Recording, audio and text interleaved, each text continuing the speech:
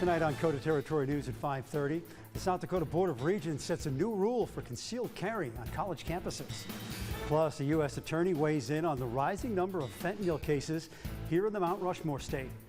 And a state representative from Pennington County tells us what he thinks about the state's budget surplus. Your news starts right now. From Skyline Drive, this is KOTA Territory News at 5:30.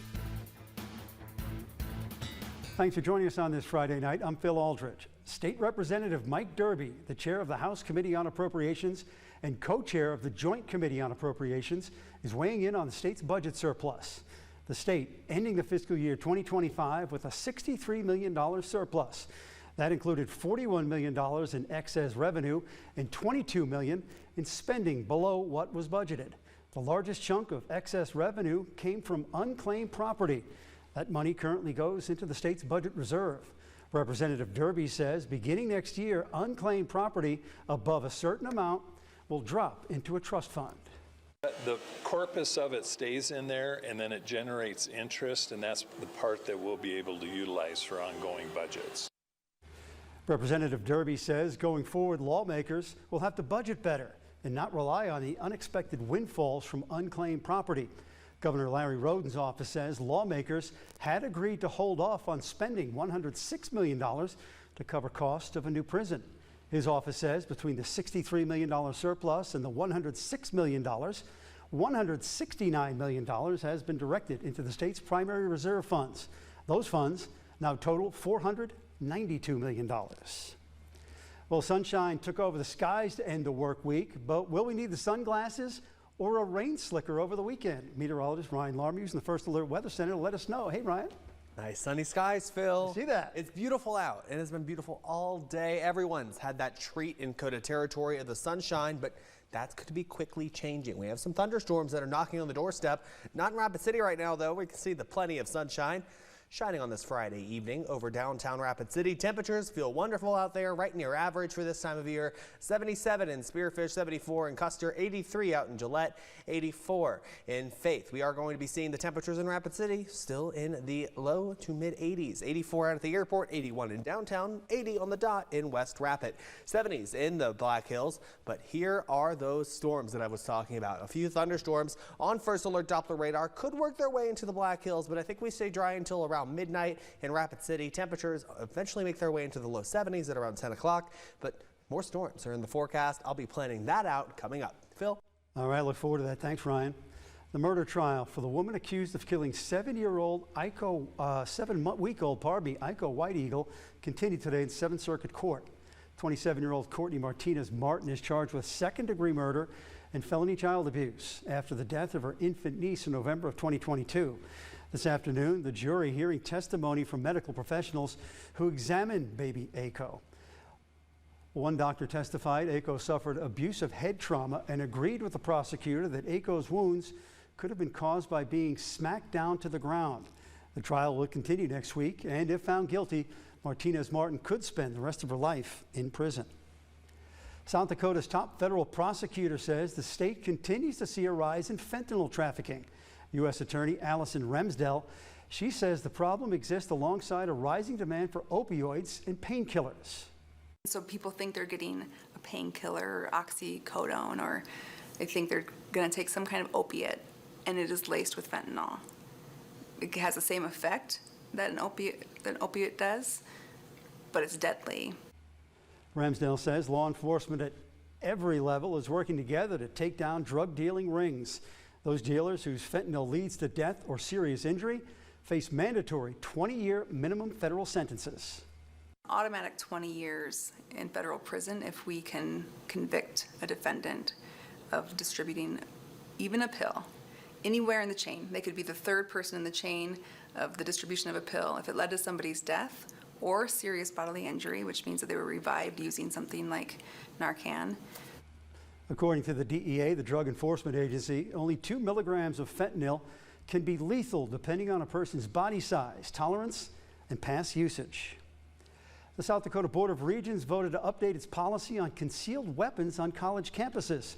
Students are now allowed to carry concealed weapons on campus as long as they comply with South Dakota state law. The new policy is in accord with State Senate Bill 100, which took effect July 1st. The law limits restrictions colleges and universities in South Dakota can place on concealed pistols and other self-defense items such as stun guns or mace. The law applies to 6 public universities, including Black Hills State and in Spearfish and South Dakota Mines here in Rapid City.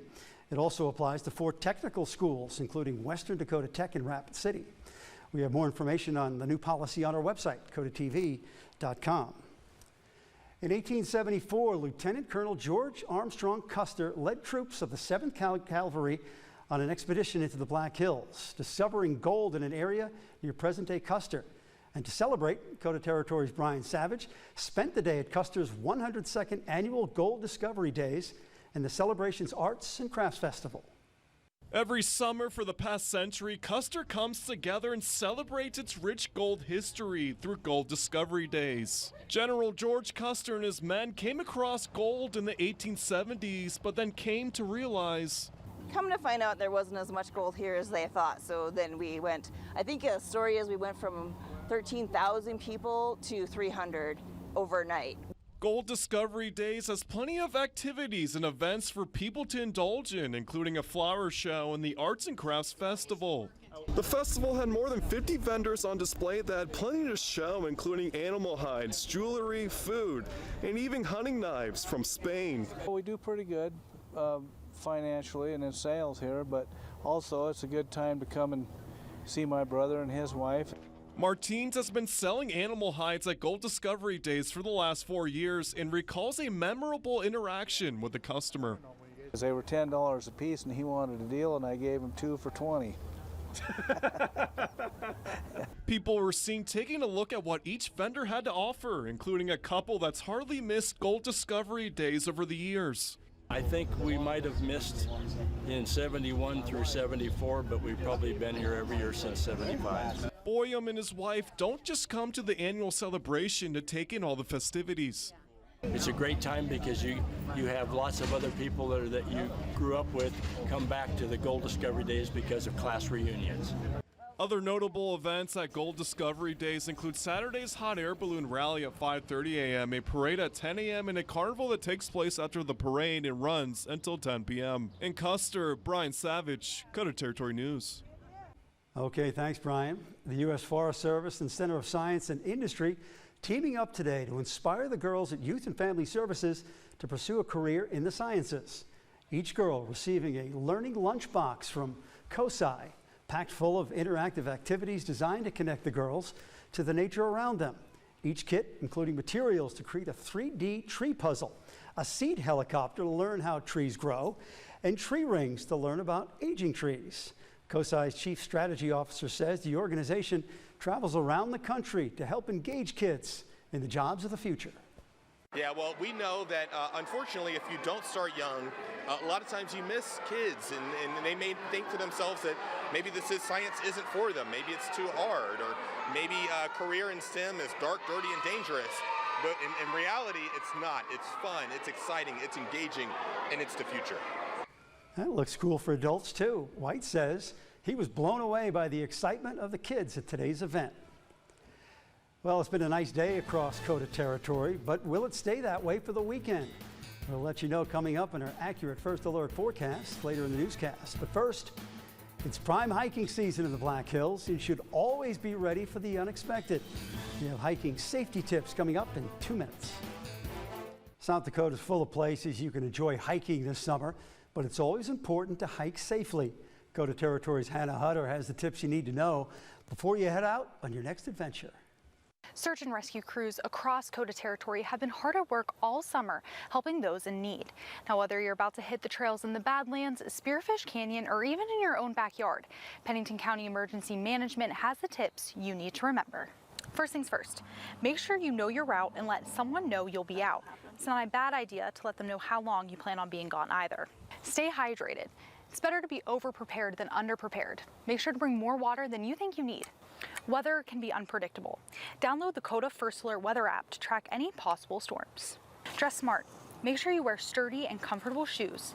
Bring layers for any changes in temperatures, and don't forget the sunscreen. Make sure to stay on the trails, not just for your safety, but for the safety of the nature around you. If you were thinking about ditching the phone for a screen-free experience, it's probably a good idea to keep it on you. Make sure it's fully charged and on your person at all times. Some cell phones can even call for help if there isn't a cell signal. If you do find yourself in trouble and need to call 911, make sure to follow the dispatcher's instruction and stay where you are until help arrives. And finally, have fun. Be respectful of the nature around you and always be prepared. In Rapid City, Hannah Hutter, KOTA Territory News. Good tips. Thank you, Hannah. Let's check out some weather now. Could storms put a damper on your weekend plans, or will the sunshine heat things up? Meteorologist Ryan Larmew has the answers everyone wants to know, coming up next in your accurate First Alert forecast. Now, the First Alert forecast with meteorologist Ryan Larmew. We're still seeing a little bit of that sunshine here in Rapid City. Excuse me. The sun flare here on the lens of our Golden West weather cam on Main Street. Temperatures feeling nice today, right where we should be in the low 80s, 81 degrees, sunny skies, north winds at 9 miles an hour. Now the temperatures across the region, same story, upper 70s, low 80s, but we are seeing a few spots a little warmer than others. Look at Phillip, they're at 85 degrees, 84 down at Edgemont and at the Rapid City Airport. We're 83 in Gillette, but closer to the Black Hills here, we're talking about the 70s, even a 60-degree temperature register here in the hills. So it's a nicer day out there for us, especially across the entire area, especially if you don't like the cold. Now, talked about some thunderstorms earlier on radar. Those are entering in Campbell County right now. Let's zoom into those thunderstorms. Right, you're likely hearing plenty of thunder and seeing plenty of lightning, especially off towards the north and the west. This is the strongest cell that we're seeing just to the northeast of Casey. That is out of our coverage area, but it is knocking on the doorstep of KOTA territory. And throughout the evening, Rapid City, we should stay dry, but a few areas in northeast Wyoming, we'll see those thunderstorms a little earlier. We do have a shot for those thunderstorms tonight in Rapid City as they continue to push their way off towards the east, but it should come after around 10 o'clock. 10 o'clock, we're 70 degrees, partly to mostly cloudy skies are expected throughout the overnight hours as we start to see increasing clouds. But as we're waking up tomorrow, whether you're waking up early on your Saturday or sleeping in, we're going to be seeing the 60s all morning long. Isolated showers and storms are possible tomorrow morning, but then we have another shot for those storms as we head into the afternoon. Scattered thunderstorms in the forecast for Saturday, 86 degrees near average once again, but by the time we're getting to Sunday, look at this, 90s back in the forecast, 91 degrees, mostly sunny skies, and that'll allow us to heat up. So we're getting a little bit of everything for the weekend. One day of storms and one day of the summer heat back in action for us across KOTA territory. Here's tomorrow's thunderstorm outlook. There is a level 1 out of 5 risk for almost all of KOTA territory, but you can see this.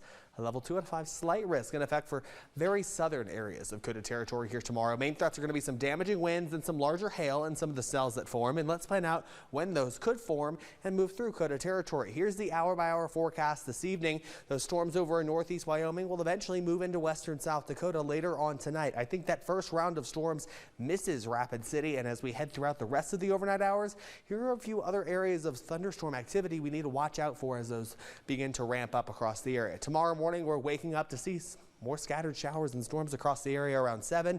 And here comes the possibility of those severe storms. Individual cells forming in sort of a line pattern here across KOTA territory as it works its way through the afternoon and evening hours. But by Sunday, nice, mostly sunny skies are expected throughout much of the morning and into the afternoon.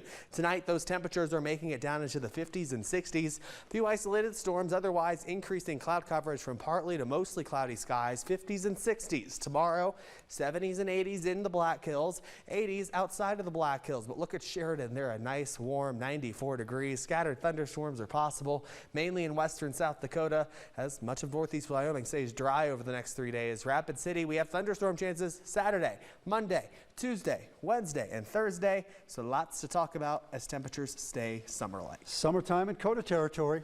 Thunderstorm chances every day. All right, thank you, Ryan. Minute. Thank you, Ryan. Well, straight ahead in sports, the Sturgis Titans wrapping up their regular season today. And the post-320 shooters playing a matinee at Pete Lean Field. Noah Miller has the highlights next. KOTA Sports.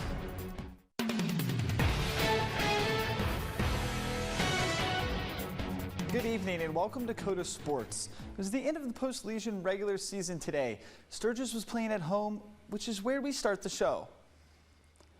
taking a drive up to I-90 to catch the Sturgis Titans taking on the Aberdeen Smitties. Drew Janke hits this one out to right field that looked like a base hit, but the Smitties right fielder dives and takes a hit away from the Titans. Elijah Stroud up next, and he hits it to right field, and it would fall in for a hit, and everyone was yelling for Stroud to go too, and he would get into second base with a head-first slide. The Smitties get out of the inning with a strikeout looking, and this game just got away from the Titans today. The Smitties simply just out-hit the Titans, and the Titans would lose this game, game one of the doubleheader, 18-5.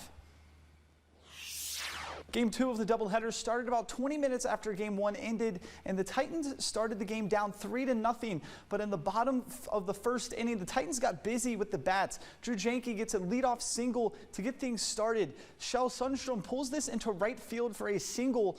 The next play gets a little crazy.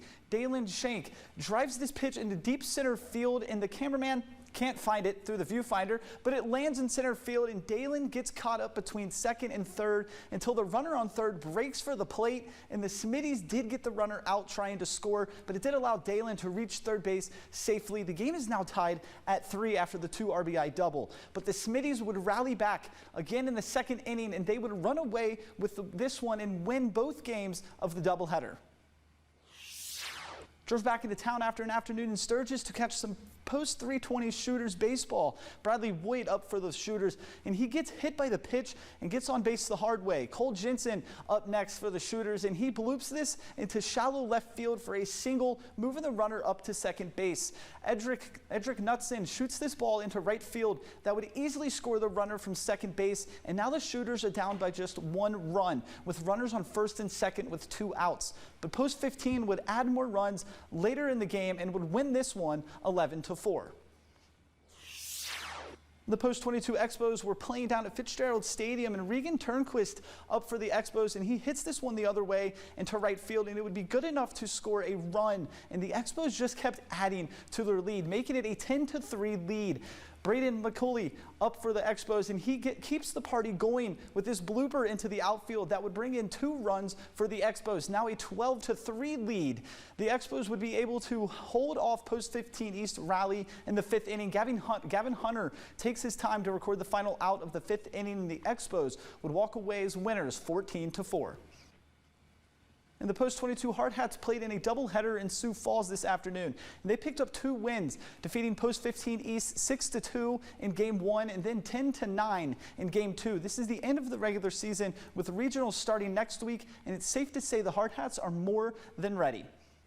And the Sasquatch have fell to a little bit of a losing streak as of recent. The Spuds have been giving them fits the past 2 days, but tonight is their chance to split the series before they come back home for back-to-back home series. And that's a look at sports. We'll be right back with your final weather. I'm Juliana Alford. Be sure to tune into KOTA Territory News at 6 on Fox. Certain public broadcasting outlets are expected to lose millions of dollars after Congress approves budget cuts. Most South Dakotans share our profound disappointment in what our congressional delegation decided to do. Plus a warning about counterfeit products being sold through major retailers. Those stories and more are at 6 on Fox. All right, see you at 6. Thank you, Juliana. The iconic sled from Orson Welles' classic film Citizen Kane has been sold at auction for a little bit more than a flexible flyer. The Pine Sled, famously known as Rosebud, sold at Heritage Auctions for $14.75 million. That makes it the second most valuable piece of movie memorabilia ever, behind only the famous ruby slippers from The Wizard of Oz. Those sold for $32.5 million last year. The prop has belonged to Gremlins director Joe Dante since 1984. When he stumbled upon it in a studio lot, Dante called the sale a testament to the enduring power of storytelling. Now, if it didn't break in the movie, the snow globe that broke right at the end, that thing would be worth $10 million. No, $32.5 million to match the ruby red slippers. Well, maybe. Also, that movie was made 3 months before Pearl Harbor, 1941, September. It's a long time ago. How are we looking at the weather? Yeah, we're looking at some isolated storms tonight, guys. 50s and 60s, increasing clouds, and then tomorrow, more storms in the forecast could put a damper on the weekend. Summer in KOTA, Terry. Thank you, Ryan. That's going to do it for us at 5:30. We'll see you right back here tonight for KOTA. Thanks for watching KOTA Territory News, your local news and weather authority.